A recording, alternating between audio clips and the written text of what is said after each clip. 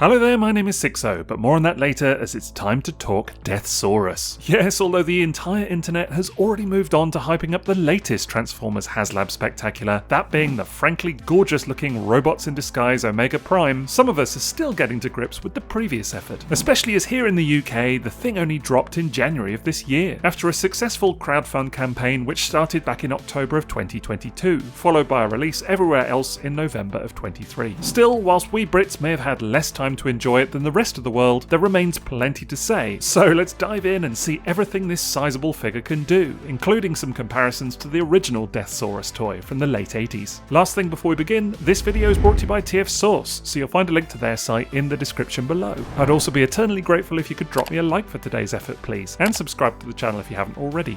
Even for those unfamiliar with the classic Japanese series from which he hails, 1989's Transformers Victory, Deathsaurus has become a popular and imposing character in many fans' eyes over the decades since. That's largely thanks to him being featured in the IDW Comics series, first appearing in More Than Meets the Eye issue 39, and then cropping up again in the rebooted 2019 continuity. Arguably though, this renaissance began back in 2005, with his release as a retooled BotCon exclusive makeover of the Robots in Disguise Megatron mold, a toy which now goes for good money on the aftermarket. However, the original iteration of the character is every bit as deserving of his reputation, as he is depicted in the Victory cartoon as a savage, unforgiving dictator who spreads fear throughout the universe, more than earning his title of Decepticon Emperor of Destruction. Exceptionally powerful and with an array of special abilities, many of which the new Haslab figure can recreate, Deathsaurus is a long-standing nemesis of Starsaber, a rivalry which began hundreds of thousands of years ago when the Autobot led an attack on his adversary's giant battle fortress. With Starsaber having already won over most collectors with his own Haslab update, it's time to see if Deathsaurus can follow suit, although the box immediately makes a strong first impression thanks to its enormous size and colourful presentation, including some positively jaw-dropping artwork from legendary Transformers artist Guido Guidi. Seeing both this and Starsaber's boxes together is quite the sight, and makes me appreciate even more that Hasbro saw fit to follow up with another Haslab campaign for this rival release, especially given the original concept for an updated Deathsaurus was simply to retool Studio Series 86 Grimlock for a retail figure. There's no doubt in my mind that what we got was the superior solution. If nothing else, that's exemplified by the sheer amount of stuff found in the package, which becomes immediately apparent once you crack open the box and start sifting through it all. There are several large inner cartons found within, all of which are stacked with various bits and bobs to round out this release beyond the core robot itself. These Haslab figures may be pricey, but there's an instant feeling you're getting your money's worth in this case, as the box includes the character's classic curved sword from the cartoon, a flail weapon with a mace at the end, his so-called Death Tailor shield, accompanied by a small handle accessory for him to wield it, the amazingly named Living Metal Destroying Cannon, a weapon ready for use in both modes, as well as 6 Bloosh effects pieces, a pair of breasts which form one of this chap's key gimmicks, an arrow to be used with one of the breast partners after it turns into a bow, various pieces to make up a sizable and entirely awesome throne accessory, as well as some display stand adapter pieces for use with the base, and the Micromasters Bota and Peepo, who also feature in Transformers Victory, making for quite the package overall. As for Deathsaurus himself, he looks nothing shy of incredible, capturing your eye as soon as you take him out of the box on account of not just his striking appearance, but also his prominent stature.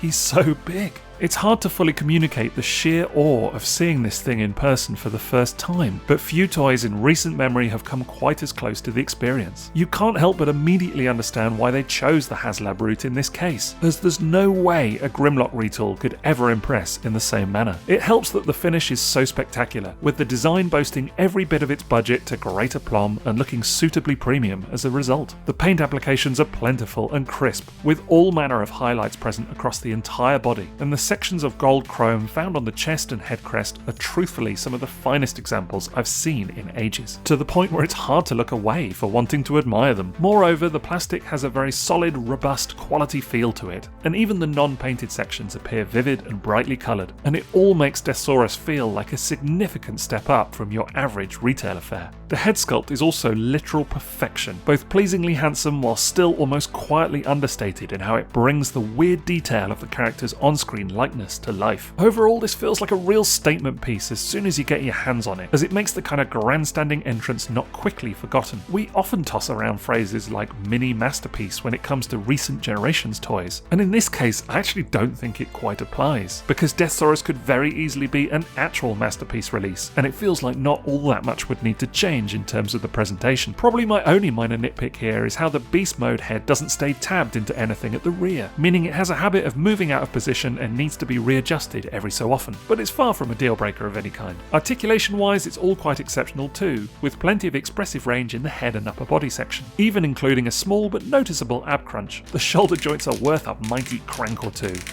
And although you'll only get a little over 90 degrees at the elbow, it's still good enough for posing. The fingers are articulated too, with the first and second pairs of digits both moulded together into separate pieces. There are some noticeable hip flaps, which fold out of the way easily enough to allow for a great range at the hips. And again about 90 degrees at the knee, which is decent enough, although you can get a little more if you unlock the knee pads. I did find the rotation in the thighs creates a bit of a visual break because of how blocky the design is here, but it's not the end of the world. Finally, there's plenty happening in the ankles and feet, allowing for some decent balance considering this guy's size and inherently top-heavy design. All told, it makes Deathsaurus a lot of fun to pick up and play with, and whilst some minor limitations to the articulation may be evident here or there, he has just about everything you need to keep most fans happy. I also adore how you can move the wings around to create any number of great display options, whether tucked back out of the way or fanned outwards for more of an imposing silhouette. Of course, it's not the only way you can change up Deathsaurus' appearance, as a key gimmick on offer here is the classic breast force ability, which involves the two interchangeable and transformable chest partners, in a manner not entirely dissimilar from Soundwave and his cassettes. These two were the major feature of the 1989 figure, and thus also appeared in the cartoon whenever the character needed to deploy them for battle. The default look is known as Tiger Breast,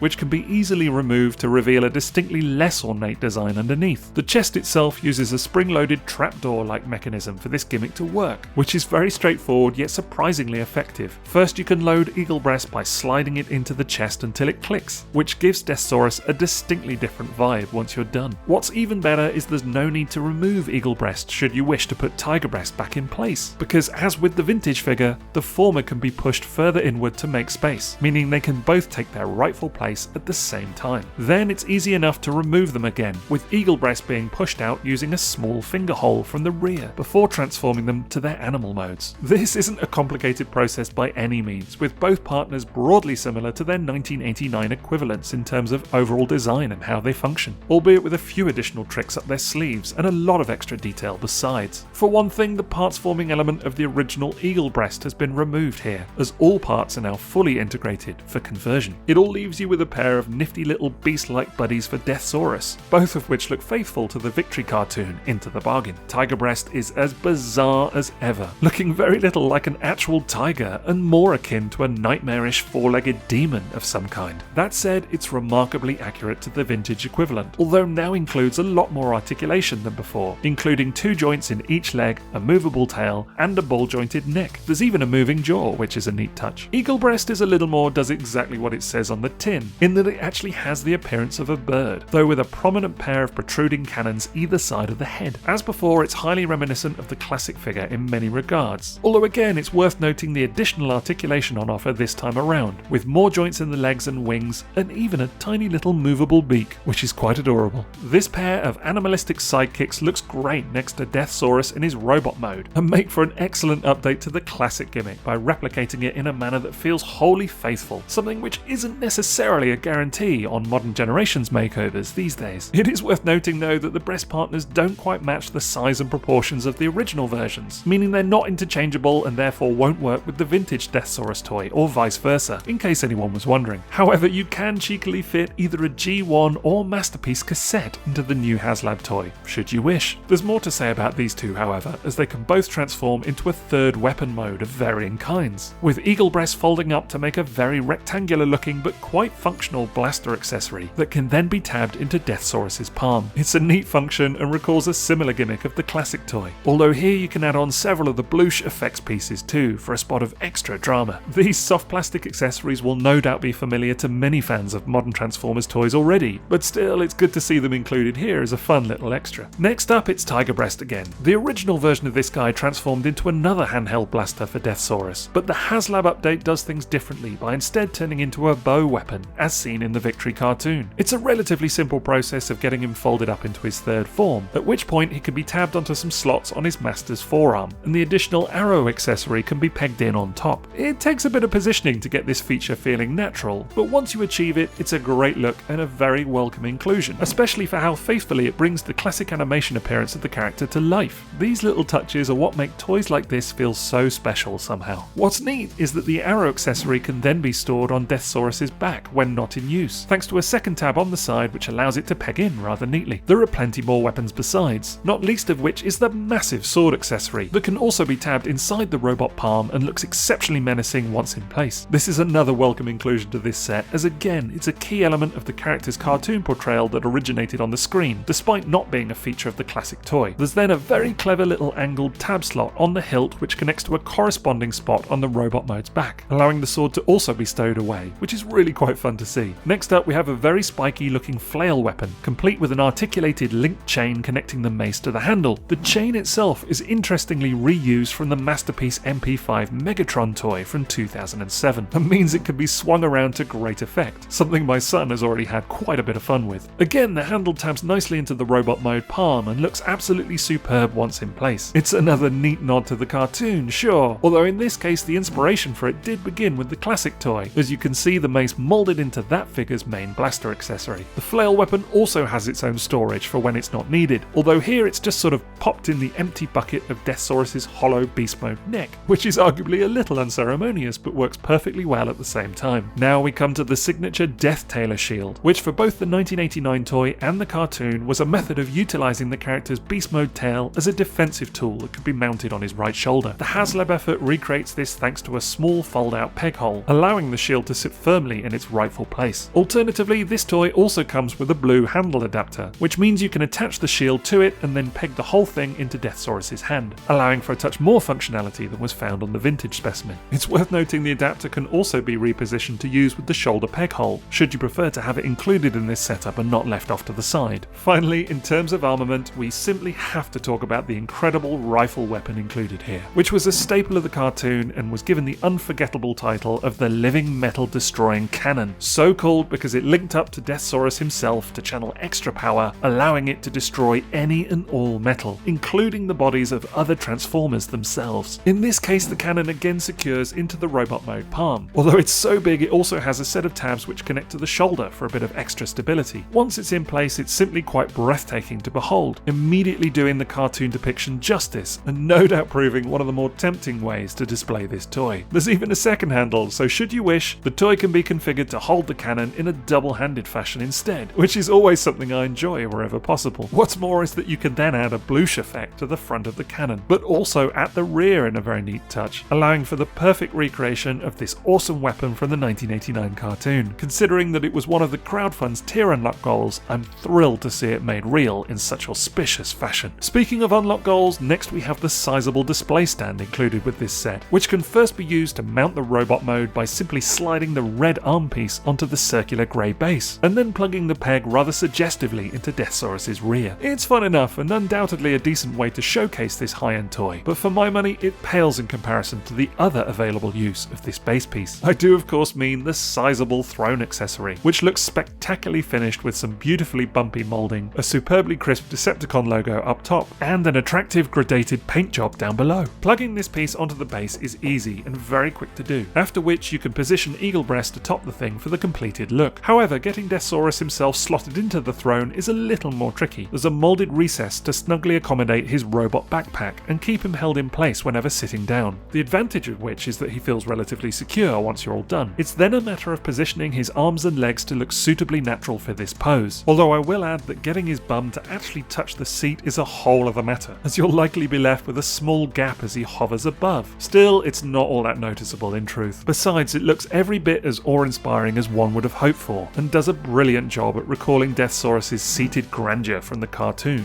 as the character was often portrayed atop his throne as he plotted his evil deeds. These sorts of accessories are far too few in the world of Transformers toys, and I for one am most definitely here for it. If nothing else, I think these two specimens will make for a very attractive pair of show-stopping bookends. You can then attach and store every single one of the toy's main weapons in one form or another on the rear of the throne. Each piece has its own specific specific slot or recess that allows it to be safely tucked away, all in a manner which says everything about Takara Tomi's exceptional powerhouse design prowess. Assuming this is how you choose to display the figure, it means there's precious little parts from the package left over, making it a very satisfying option beyond just the obvious visual appeal. There is one more thing to talk about before the alternate mode, however, and that is the accompanying duo of Micromasters with this set, which represent the characters of Peepo and Bota, who also hail from the Transformers Victory cartoon and corresponding 1989 toy line. This pair was a last-minute addition to the Deathsaurus release, only revealed after the project had already been backed. They go perfectly with their rescue patrol buddies Holly and Fire, who were included alongside Victory Saber, although in this case both toys are newly moulded and not just repaints of existing designs, which is quite amazing. This time they don't have the rather dubious gun mode of the previous outing, but feel altogether more solid forward, easily outshining their predecessors by quite a margin. It means the entire squad is now represented in updated form, and dare I say the new duo look really rather good. They capably bring the classic designs back, and although nothing will ever quite top the vintage Micromasters, this pair are pretty neat all the same. Naturally, they can also be transformed into their respective rescue-themed alternate modes, which is a very straightforward process as one would expect, especially as these designs can be easily manipulated without arms and legs popping off, which is always good. It leaves you with a fun little pair of adorable vehicles that round off this overall set rather nicely, making them a very welcome inclusion considering they weren't part of the original campaign. All in all then, Deathsaurus is hugely compelling in robot form, with an incredible array of gimmicks and accessories that cannot help but make you feel like every part of the budget has been well applied here. If it were just a big toy, that would be one thing, but when it has this much meaningful stuff, and it's also expertly designed, it's a compelling case for why the Haslab route was the correct approach for this character. There's still more to come though, so let's take a look at Transformation to Beast Mode.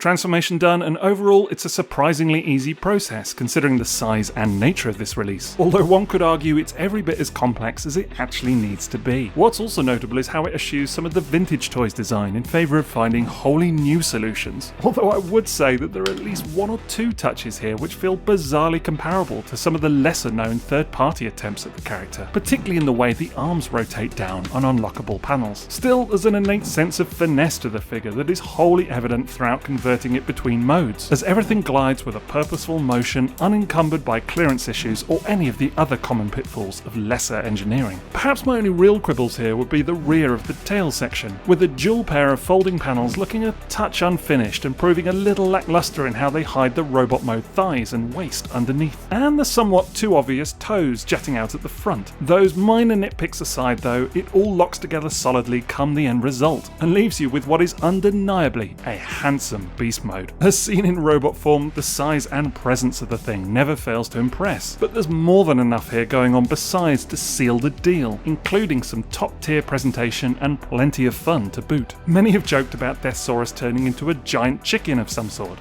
But more than anything, this guy seems to be an attempt to homage classic Japanese kaiju, a popular subgenre of science fiction involving giant monsters, which literally translates as strange beast. That seems about right somehow. Again, the wings are a major asset in this mode, moving around however you wish to create all manner of display options. Equally, the head looks fantastic, with superb moulding and a menacing set of red optics. There's a decent dose of articulation thrown into the bargain here, as the rear cowl allows for the neck to move freely on on a double hinge, and opening the jaws reveals a sharp set of teeth and a convenient peg hole for adding another bloosh effect. These things continue to come in handy, eh? The next section also looks great for how much robotic detailing is included, and even if I can't help but miss the blinging silver and black chrome of the vintage original figure here, the Haslab looks on fine form nonetheless. Looking at the rest of the articulation, there's plenty of movement afforded in his wee little arms, and carrying over from the robot mode shoulders, the legs here have a satisfying crank to them. The feet are worth a mention for how they can rotate at the ankle, as well as allowing you to fan out the toes. Gimmicks wise, this mode retains the breast force ability to plug the animal partners into the body, although the compartment sits at the rear in this case, meaning the tiger breast horns make for a welcome addition to the overall silhouette once you're done. Amusingly, you can then equip the beast form with the living metal destroying cannon by first snapping it into a corresponding tab on the shoulder section, and then tabbing the arm to the handle. It looks every bit as ridiculous as one might imagine, but it's also undeniably awesome, not least because it marks a very clear nod towards the Victory cartoon, where Deathsaurus did indeed wield this weapon in his kaiju form. I can't help but be delighted to see this element included. What's more is that even though it's not mentioned in the instructions, the tab slots on the beast mode arms allow the toy to wield many of the other weapons from the set too, which is a bizarre but no doubt welcome little extra that makes this whole figure just a bit more fun somehow. Even better, he can sit on his throne in this mode too. Looks completely natural. Or, you know, if you prefer being a bit sensible, you can use the small adapter piece to mount the beast form atop the display stand, which is also a perfectly legitimate option and does look quite good, I admit. Overall, it means this kaiju, guys, is every bit as impressive as one would hope. Even if there are one or two very minor compromises baked in, there's also so much good going on that you can't help but be enamored by it all, rounding off what is undeniably an impressive beast of a Haslab, all told. Naturally, it also makes a very fitting accompaniment for the previous effort, as Victory Saber looks superb opposite his nemesis in whichever mode. That Deathsaurus stands eye to eye with the Autobot's powered up super robot form says everything about how massive this figure is, and just how imposing it feels in a display of any kind. It's incredible to think the powers that be followed up the previous campaign in such a remarkably complementary fashion, but again, it all goes to show why the crowdfund route was undeniably the right approach in this case. Honestly, Deathsaurus feels like the superior figure here in a number of regards, but there's also little doubt in my mind that his presence actually makes Victory Saber feel even more impressive than he already did somehow. It's a fantastic double act from Haslab, and leaves me feeling entirely confident about the release of Omega Prime and whatever else follows in the future. Naturally, Deathsaurus also looks suitably imposing when stood next to any number of recent Generations figures, looming head, shoulders, and quite a bit more over your average Voyager size effort, and even making some Commander class releases look quite small by way of comparison. He truly is a thing to behold and a natural cornerstone of any collection. The new figure is also a fitting accompaniment to the 1989 original effort in many regards. This classic toy has long been held up by Transformers fans as a legendary piece in anybody's collection, and for good reason, so seeing the character brought back in such audacious, updated form is truly quite something to behold. It's also great to consider that a new generation of fans can appreciate the weird and wonderful charms of the character now, although perhaps it's somewhat naive to think that this limited crowdfund release is really all that much more accessible than the ultra desirable original. Between these two and the BotCon figure, perhaps the character is forever destined to be represented by toys that are slightly off limits somehow. Whatever the case, Deathsaurus makes for a fitting update and a top tier Haslab effort, all of which means it cannot be anything other than a very well deserved toot. Now, today's review is brought to you by TF Source, so I'll throw a link to their site in the description below, and you can check them out for all your Transformers and third-party needs. Finally, I'd love it if you could drop me a like for today's video, please, and don't forget to let me know your thoughts on Deathsaurus. Do you like what you see, or not so sure? Otherwise, that's it from me, so thanks for watching, and have a great rest of your day. TTFN.